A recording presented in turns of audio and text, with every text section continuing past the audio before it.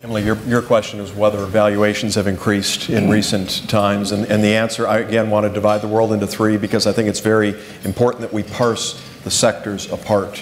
So for the internet digital world, no question, flat out yes. Yes, it is more expensive.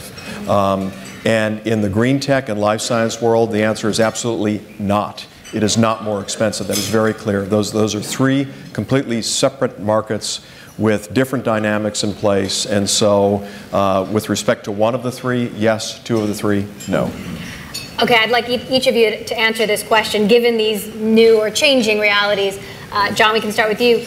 What sector are you most excited about, and if you want to highlight one company that you're most excited about? Yeah, so I'll talk about renewable energy. A lot of the discussion has been on internet. What I do is renewable energy, and I want to point to the battery sector as a mission critical one, both to enable and catalyze an electric transportation revolution. At the moment, the batteries are very expensive relative to their potential. I'll give you an example. So the most used battery chemistry in the world today is the lead acid battery that was invented 150 years ago.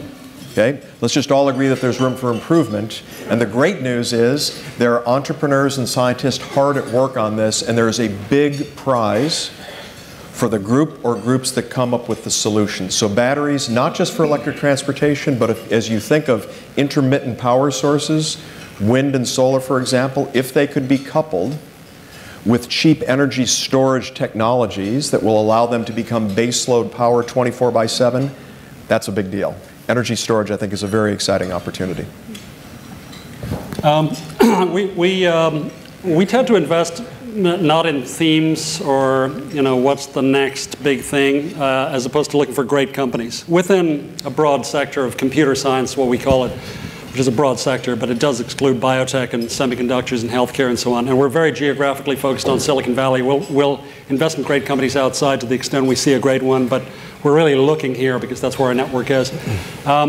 So that aside, I would suggest, just before I come to the company piece, that I think the reasons why you see valuations going up so dramatically in consumer internet relative to, say, clean tech, where I actually came from Silver Spring Networks, which was a Kleiner Perkins funded company in clean tech, is it's possible to build consumer internet companies very large, very rapidly now in a way that isn't possible as easily in other sectors. Because they're virtual products, digital goods. So I'm certainly very excited about companies that can really capture that power of the internet to get big very quickly. And we've seen companies like Zynga or Groupon or Facebook or others who've got into the billions in revenue, certainly hundreds of millions and into the billions over a matter of years. And that was never possible before. That's very exciting. On the smaller side, I'd highlight one company, a company called Know, K-N-O.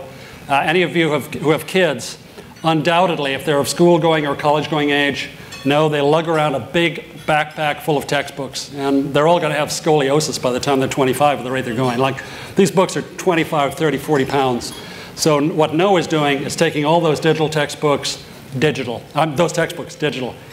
bringing everything virtual, having a complete virtual course. All of your textbooks, all of your course notes, all of your tutorials, ability to interact live on the web, on a digital tablet, whether it's an iPad or an Android device or anything else. That's a revolutionary company that's going to change the way we study. So I've looked at Know as well. Why don't you think textbook companies should appify on tablets that already exist rather than move to a larger tablet like the Know tablet? Well, actually, without getting into debate on Know, which won't interest anybody in the audience, I'm sure, but first of all, this is a harder problem than it looks. Textbooks is still basically a cottage industry. The textbook publishers basically lay out their textbooks like Adobe PDFs. They don't repurpose very well. If you've ever tried to look at a textbook on an iPad, you know that. So there's a fair amount of complexity in getting these tens of thousands of books in a form that they can be visualized digitally on a tablet. But it will be available on all tablets, not just a dedicated device. All right. George? Let's see, I'll do a shameless promotion of my own company. No, part of we've grown very rapidly, and one division was a startup 2 years ago, and it was to take the Wild West of how you target display advertising on the web and on mobile devices, and add analytics behind it. So it's a great growth area where display advertising on the web, on mobile devices that had been untargeted, we're now adding an analytic to that. So we're very privacy sensitive about it. So all the folks in this room, when you're on the web, you may see an ad for the Lexus 360i, not the Toyota Prius, because you said you won't invest in people who drive those. And we're the company who are powering the analytic behind that. Great business. We've a couple of our customers on our leadership team here tonight. So thanks for joining us for this event. How about you, Rich? I like to invest in companies where I think I might be alive when they're showing their results. Well, you survived Pets.com. Yeah, those socks are collectible now, you know. So when I hear companies who talk about, and this is where my colleagues to my right are better, but when I hear companies who are going to finally make cold fusion work, or where the cure for any type of cancer, I cheer for those companies. I love those companies, but that is not my kind of investing. I like to see, I like to hear the stories about how a company is going to solve a problem that I see now and I understand. There's a company that several people in the room and I have invested in. It's called Pirate Eye, which has broken the code on how to prevent piracy in movies.